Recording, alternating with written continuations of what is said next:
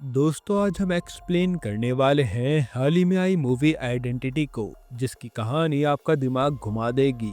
इसलिए वीडियो को अभी लाइक कर दीजिए। हम चलिए कहानी शुरू करते हैं। तो मूवी की शुरुआत में हमें हरन नाम के एक छोटे बच्चे को दिखाया जाता है, जो किसी डॉक्टर तिलकन नाम के आदमी की लाइब्रेरी पर बुक्स उसकी सही जगह पर लगा रहा होता है। जिसे बुक्स सही जगह लगाता देख वहीं से जा रही डॉक्टर अनीता हैरान हो जाती हैं और वो डॉक्टर तिलकन से हरन के बारे में पूछने लगती हैं कि आखिर इतना छोटा बच्चा बुक्स को सीरीज के अकॉर्डिंग अपनी सही जगह पर कैसे लगा रहा है। जिस पर तिलकन अनीता को बताता है कि हरन एक स्पेशल चाइल्ड है, जिसका दिमाग दूसरे बच्चों से काफी ज्यादा जल्दी ग्रो हो चुका है, इसलिए वो सभी बुक्स के फॉन्ट पढ़कर बुक शेल्फ में लगा पा रहा है। यहाँ अनीता तिलकन से हरन के माता पिता के बारे में पूछती है, जिसे तिलकन बताता है कि हरन के माता पिता का कुछ साल पहले डिवोर्स हो गया था और हरन की कस्टडी उसके पिता के पास थी। वहीं हरन की माँ को उसकी बेटी देवी की कस्टडी मिली थी, लेकिन हरन के पिता पुलिस में थे और वो कई बार हरन पर अपना गुस्सा निकालते थे। इसलिए हरन की माँ शमिता हरन को भी अपने साथ घर ले आई थी। फिर शमिता ने डिवोर्स के बाद किसी दूसरे आदमी के साथ शादी कर ली। उन दोनों की एक बेटी हुई, जिसका नाम उन्होंने निरंजना रखा। हालांकि उसके कुछ दिनों बाद ही हरन के असली पिता की मौत हो गई। वहीं दूसरी तरफ शमिता की भी तबीयत बहुत ज्यादा खराब होने लगी और उसको हॉस्पिटलाइज्ड होना पड़ा। जिस बीच शमिता ने अपने बच्चों की जिम्मेदारी मुझे सौंप दी और कुछ समय बाद वो भी मर गई। जिसके बाद सीन बहुत साल बाद शिफ्ट होता है, जहां हमें किसी जिमी नाम की लड़की को दिखाया जाता है, जो ट्रायल रूम में जाकर अपने कपड़े बदल रही होती है। तभी उसकी नजर एक हिडन मोबाइल पर जाती है, जिसे लेकर वो बाहर खड़े स्टाफ मेंबर को बताने लगती है कि कोई ट्रायल रूम में सभी लड़कियों की वीडियो बना रहा है और वो जरूर यहीं कहीं होगा। तभी जिमी की नजर सामने खड़े एक लड़के पर जाती है, जो उस स्टाफ मेंबर के हाथ से मोबाइल छीनकर वहां से भाग जाता है। इसके बाद हम देखते हैं कि वही स्टाफ मेंबर, जिसका नाम अमर होता है, वही इसका मास्टरमाइंड था, जिसने ऐसे ही कर करके बहुत सारी लड़कियों की वीडियो क्लिप बना रखी थी। यहाँ अमर जिमी से वीडियो निकालकर उसके बारे में पता करने लगता है और अपने साथ नकुल को जिमी की हर चीज का पता लगाने को कहता है। इनकी बातों से हमें पता चलता है कि अमर नकुल को भी उसके काम के लिए ब्लैकमेल कर रहा है। वहीं दूसरी तरफ जिमी पुलिस स्टेशन पहुंचकर इसकी कंप्लेन कर देती है और वहां से निकलकर अपने घर जाने लगती है। पर तभी अमर जिमी के पास आकर उसे उसकी वीडियो दिखाकर ब्लैकमेल करके पैसे मांगता है, जिस पर जिमी डर के मारे सारे पैसे एटीएम से निकालकर उसे दे देती है कि तुम मेरी वीडियो कहीं वायरल मत करना। तब वो पैसे लेकर अमर अपने अड्डे पर पहुंच जाता है, जहाँ कोई अनजान आदमी उसका पहले से इंतजार कर रहा था और वो अमर को यहाँ जान से मार डालता है। फिर वो उसके पूरे अड्डे को जला देता है, जिसमें अमर भी जल गया था। अब उसके कुछ दिन बाद हम देखते हैं कि अमर का मर्डर केस की जांच पुलिस इंस्पेक्टर दिनेश कर रहा है, लेकिन अभी तक कोई भी एविडेंस उसके हाथ नहीं लगा और सभी के दिमाग में सिर्फ यही सवाल है कि अमर को मारा किसने है। फिर अगले दिन जैकब नाम का ऑफिसर दिनेश से आकर मिलता है और वो उसे बताता है कि उसे स्पेशली दूसरे स्टेट से एक विक्टिम लड़की अलीशा की सेफ्टी के लिए अपॉइंट किया गया है और उसमें उसे उनके डिपार्टमेंट की भी जरूरत पड़ेगी। जिस पर दिनेश मान जाता है और वो जैकब को अलीशा के साथ एक अपार्टमेंट पर जाने को कहता है, जहां पड़ोस में डॉक्टर तिलकन, हरन और उसकी छोटी बहनें भी रहा करती थी। अब उसके अगले दिन जैकब अलीशा के साथ उस अपार्टमेंट पर शिफ्ट हो जाता है, जहां जैकब हरन और सभी को झूठ बोलता है कि अलीशा मेरी छोटी बहन है। साथ ही अलीशा की सेफ्टी के लिए दिनेश अपने डिपार्टमेंट की एक लेडी ऑफिसर को भी उनके साथ भेजता है। जिसके अगले दिन पता चलता है कि उस अपार्टमेंट में किसी के घर पर चोरी हो गई है और उस चोर को एक बच्चे ने देख लिया था। इसलिए पुलिस वाले एक स्केच आर्टिस्ट को बुलाकर उस बच्चे के जरिए उस चोर का स्केच बनवाने लगते हैं, जिस पर वहीं खड़ा हरन उस स्केच आर्टिस्ट को गलत फेस बनाता देख रोक लेता है और खुद उस लड़के से जानकारी लेकर उस चोर का फेस बना देता है, जो कि कोई और नहीं बल्कि कल शाम को उनके घर आया प्लम्बर होता है। इसे वहीं खड़ा जैकब भी देख रहा होता है और वो रात को हरन के पास आकर उसे एक स्केच बनाने को कहता है कि मैं एक मर्डर केस में फंस चुका हूँ, विटनेस है मेरे पास। पास। वो जैसा बताए तुम्हें बस वैसा स्केच बनाना है और तुम्हें उस मुजरिम को पकड़वाने में मेरी मदद करनी होगी। इसके अलावा मैं तुम्हें इस केस के बारे में ज्यादा कुछ नहीं बता सकता। जिस पर हरन भी जैकब की मदद करने के लिए मान जाता है। फिर अगले दिन हरन जैकब के साथ अलीशा से मिलता है और अलीशा से उस आदमी की सारी डिटेल्स पूछ कर स्केच ड्रॉ करने लगता है। जिसके कुछ देर बाद स्केच बनते ही हरन अलीशा को दूसरे कमरे में भेजकर जैकब को वो स्केच दिखाता है, जो कोई और नहीं बल्कि खुद हरन का चेहरा था।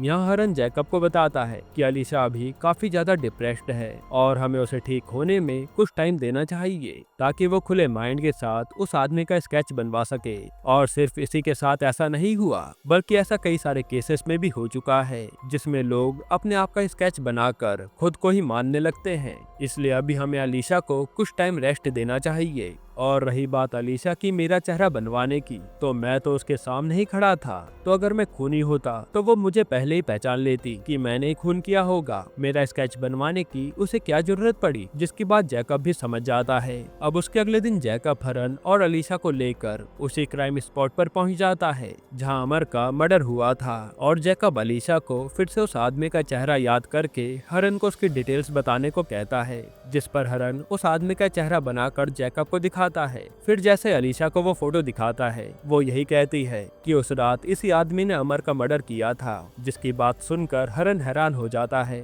यानी कि अब उसके पास खूनी का स्केच आ गया था। पर दोस्तों, ये केस इतना आसान भी नहीं है। फिर उसी रात हरन किसी आमिर अली नाम के बंदे को कॉल करके एक शॉकिंग बात बताता है कि उस रात अलीशा ने मेरा ही चेहरा देखा था। तो वो जैकब को सच क्यों नहीं बता रही है? मुझे कुछ न कुछ गड़बड़ लग रही है। फिर हरन अली का कॉल कट करके एक बिल्ली पर कैमरा लगाकर उसे अलीशा के कमरे में भेज देता है और अलीशा के मोबाइल के नेटवर्क जैमर से भगा देता है। फिर मौका देखकर वो एक मास्टर की लेकर अलीशा के कमरे में जाने लगता है। पर तभी डॉक्टर तिलकन अपनी बिल्ली ढूंढते ढूंढते हरन को अलीशा के कमरे के बाहर खड़ा देख लेते हैं और वो उसे अलीशा के रूम में जाने का कारण पूछते हैं। जिस पर हरन उन्हें बताता है कि उसे अलीशा के कमरे में कुछ आवाजें आ रही हैं और वो उसी का पता लगाने के लिए बाहर खड़ा है। जिसकी बात सुनकर डॉक्टर तिलकन हरन के साथ अलीशा के रूम का दरवाजा खोल देते हैं और यहाँ अलीशा एक गन लेकर उन दोनों के सामने खड़ी थी। तभी वहाँ जैकब भी बाहर से घर में आ जाता है और यहाँ अलीशा उन तीनों को पहचानने से ही मना कर देती है। तब डॉक्टर तिलकन अलीशा के ऐसे बिहेवियर से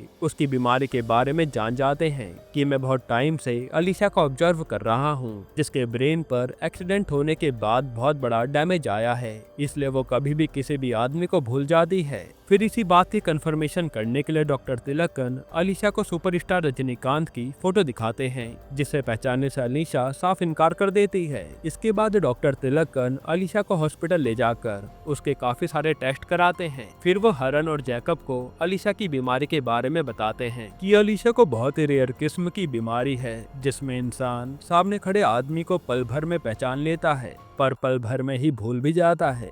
और ऐसे में लोग दूसरे को उनके कपड़े और पोजीशन से पहचान पाते हैं। फॉर एग्जाम्पल हमें ही देख लो, अगर हम एक काली बिल्ली को बहुत सारी काली बिल्लियों के बीच में रख देंगे तो हम भी उसे नहीं पहचान पाएंगे कि हमारी बिल्ली कौन सी है। और यही बीमारी अलीशा के साथ भी है, जो किसी को पहचानने के लिए उसकी ड्रेसिंग सेंस को ऑब्जर्व करती है और फिर उसके बारे में बताती है। यहाँ तक कि इस बीमारी के बारे में अलीशा को भी पता नहीं था। जो बीमारी सुनकर वहीं बैठी अलीशा भी शॉक्ड हो जाती है और हरन भी समझ जाता है कि आखिर क्यों अलीशा ने उसका चेहरा बनवाया था। जिसके बाद सीन थोड़ा फ्लैशबैक में शिफ्ट होता है, जहां हम देखते हैं कि अलीशा एक न्यूज रिपोर्टर है जिससे मिलने नकुल आया होता है और वो अलीशा को अमर के सारे गलत काम के बारे में बताता है कि अमर बहुत सारी लड़कियों का एमएमएस बनाकर उन्हें ब्लैकमेल करके उनका ब्रूटल तरीके से करता है। जिसके बारे में जानकर अलीशा ये न्यूज अपने बॉस को बताती है, जो उसे इतने कम सबूत के कारण न्यूज कवर करने से मना कर देती है। वो कहते कि जब तक काफी सारे एविडेंस ना हो जाएं, तब तक ये न्यूज मेरे सामने मत लाना। जिस पर अलीशा वहाँ से निकलकर सीधा थाने जाती है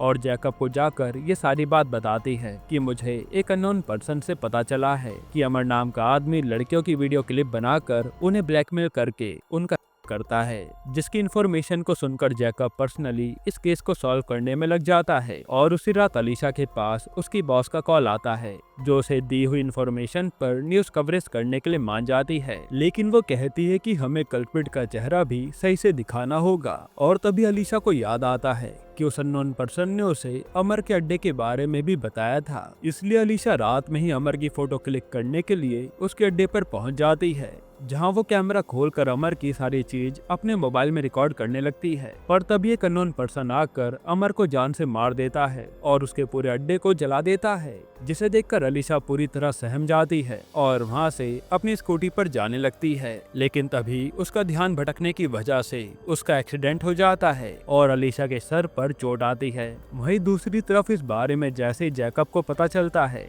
वो अलीशा से मिलने हॉस्पिटल जाता है और अलीशा की सेफ्टी के लिए खुद अपॉइंट होता है। जिसके बाद सीन प्रेजेंट में शिफ्ट होता है, जहां जैकब पूरे केस को डिटेल्स के साथ सोचने लगता है कि अलीशा से पहली बार हॉस्पिटल में मैं मिला था तो उसे मेरा भी चेहरा बनवाना चाहिए था, लेकिन उसने मेरा चेहरा न बनवा कर उस हरन का चेहरा बनवाया, तो कहीं हरन ही तो असली खूनी नहीं है। इसके बारे में और इन्फॉर्मेशन निकालने के लिए जैकब किसी सुप्रिया नाम की लेडी को कॉल करके हरन के बारे में पता लगाने को कहता है। फिर जैकब वहां से निकलकर सीधा हरन से मिलने पहुंच जाता है और उसे कहता है कि मुझे पता चल गया है कि तुमने ही अमर का मर्डर किया है, तो अब तुम ये बात अपने आप बताओगे कि मुझे तुम्हें कस्टडी में लेना पड़ेगा। जिस पर हरन जैकब को कुछ भी बताने से साफ मना कर देता है, इसलिए जैकब दिनेश को कॉल करके सारी बात बताता है और जल्दी से अपनी लोकेशन पर पहुंचने को कहता है। अब यहाँ पहुंचकर दिनेश जैकब से पूछने लगता है कि अलीशा ने जो स्केच बनाया था वो आखिर है कौन,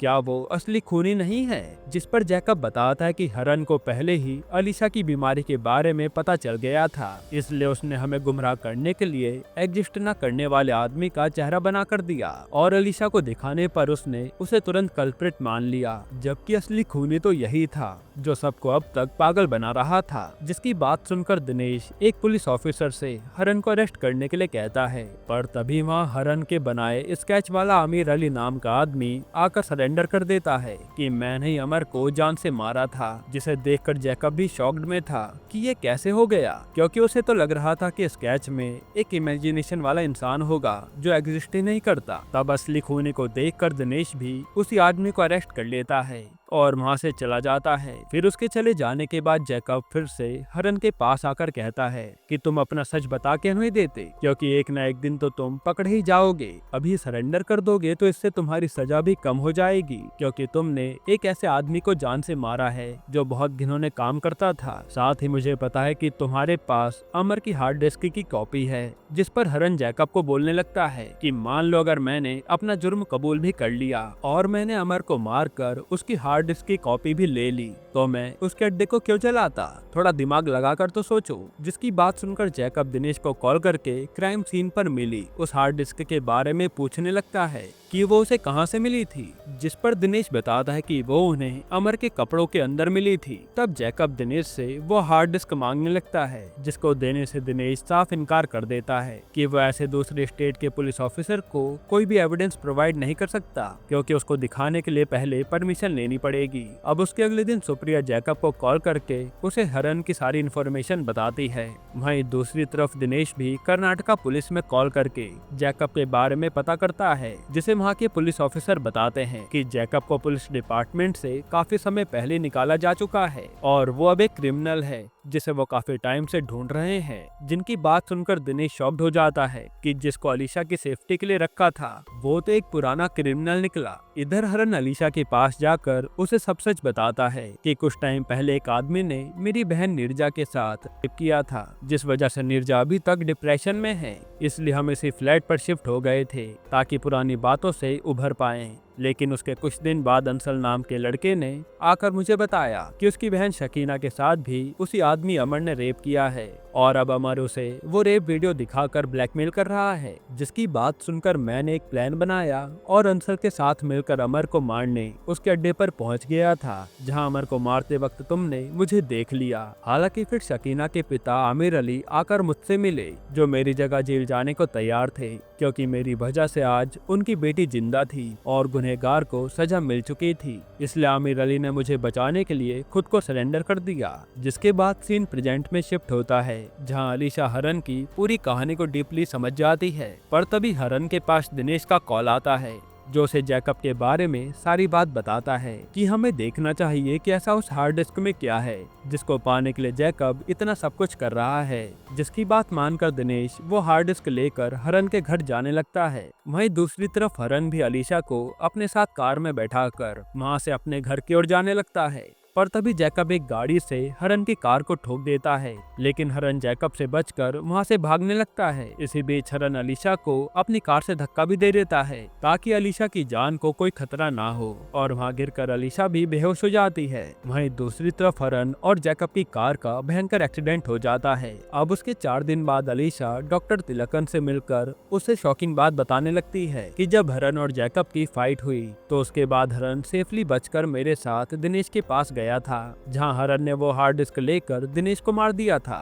और फिर उसने मुझे वहां से भाग जाने के लिए कहा। तब मैं इतना ज्यादा डर चुकी थी कि मैं 4 दिन से अपने घर से बाहर नहीं निकली और मुझे समझ भी नहीं आ रहा है कि असली खूनी है कौन। जिसकी बात सुनकर डॉक्टर तिलकन अलीशा को सारी बात बताते हैं कि शायद तुमने जिसे देखा वो असल में जैकब था, जिसने हरन के कपड़े पहन लिए थे, और तुम्हारी जो बीमारी है उसके कारण तुम्हें लगा कि वो हरन ही होगा। और जब जैकब के हाथ हार्ड डिस्क लगी तो उसने दिनेश को भी जान से मार दिया। रही बात तुम्हें जिंदा छोड़ने की, तो उसने तुम्हें इसलिए छोड़ दिया कि दिनेश और अमर को मारने वाला कोई और नहीं बल्कि हरन था। ये सब सुनकर अलीशा को थोड़ा अपने आप पर ही डाउट होने लगता है कि शायद उसकी बीमारी बढ़ती जा रही है। पर तभी वहाँ अलीशा के सामने आकर हरन खड़ा हो जाता है और उसे जैकब के बारे में सब सच बताने लगता है कि जैकब एक सुप्रिया नाम की लड़की के साथ मिलकर कोर्ट में चल रहे बड़े केसेस से रिलेटेड विक्टिम और विटनेस की आइडेंटिटी बदलने का काम करता है, जिसमें जो विटनेस होता है वो उसकी इंफॉर्मेशन दूसरे इंसान को देकर उससे बदलवा देता है,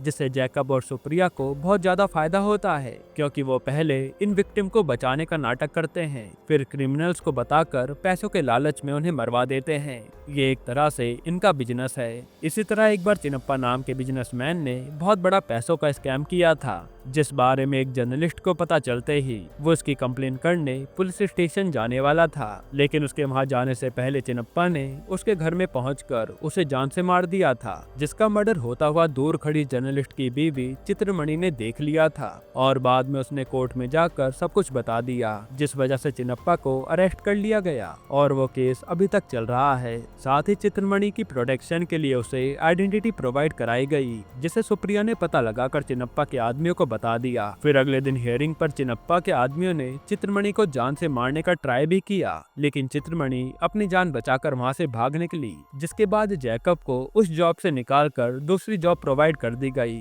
और चिनप्पा को जैसे इसके बारे में पता चला वो जैकब को ब्लैकमेल करने लगा कि अगर उसने चित्रमणि के बारे में पता नहीं किया कि वो इस समय कहाँ है तो वो कोर्ट में जैकब को भी एक्सपोज कर देगा। जिससे डरकर जैकब ने अमर से हेल्प ली और उसने चित्रमणि के आसपास रहने वाले सभी ऑफिसर की बेटी की गंदी वीडियो बनवाई, ताकि वो ऑफिसर को ब्लैकमेल करके चित्रमणि के बारे में पता कर सके। लेकिन अमर को इस काम में ज्यादा मजा आने लगा और वह ऐसा काफी सारी लड़कियों के साथ करने लगा जो जैकब का टारगेट भी नहीं था। फिर जैसे जैकब को पता चला कि अमर मर चुका है तो वो उस हार्ड डिस्क को पाने के लिए नकली ऑफिसर बन के यहाँ आया। जिसके बाद सीन प्रेजेंट में शिफ्ट होता है और सुप्रिया जैकब को कॉल करके बताती है कि हरन कोई मामूली आदमी नहीं है, वो एक स्पेशल फोर्स का मेंबर है जो फ्लैट मार्शल है और वो आइडेंटिटी बदलने में माहिर है, उसका कोई मुकाबला ही नहीं है। जो सुनकर जैकब भी चौंक जाता है। अब उसके अगले दिन हरन एक नकली आइडेंटिटी के साथ फ्लैट में जाकर बैठ जाता है, जिसे पता चल गया था कि चित्रमणि को इसी फ्लैट से ले जाया जा रहा है और उसी फ्लैट में जैकब भी आ रखा है। पर तभी हरन को फ्लैट में पता चलता है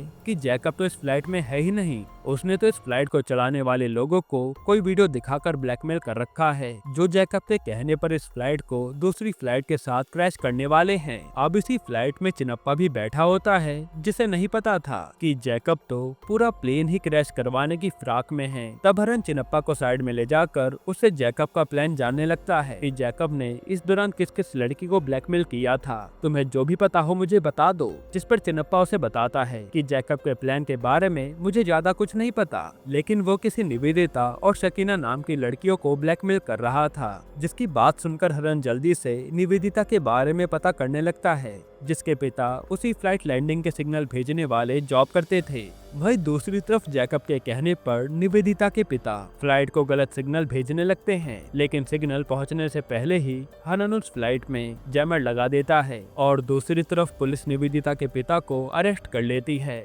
इधर फ्लाइट भी सक्सेसफुली लैंड हो जाती है और हरन चित्रमणि की जान बचा लेता है। जिसके कुछ दिन बाद हम देखते हैं कि जैकब सुप्रिया के साथ इंडिया से दुबई भाग रहा है, जहां उस फ्लाइट में हरन भी घुस जाता है और यहां भयंकर लड़ाई होती है और वो जैकब को जान से मार देता है। इसके बाद हम देखते हैं कि अलीशा एक डॉक्टर के पास अपनी बीमारी का इलाज करवा रही है और वो धीरे धीरे ठीक भी हो रही थी। यहीं पर ये मूवी खत्म होती है। दोस्तों, आपको ये मूवी कैसी लगी हमें कमेंट में जरूर बताइएगा, और इसके अलावा आप कौन सी मूवी का एक्सप्लेनेशन चाहते हैं वो भी कमेंट कीजिएगा। बाकी अगर आपको हाल ही में आई कमाल की मूवी देखनी है तो आप ये वीडियो देख लीजिए।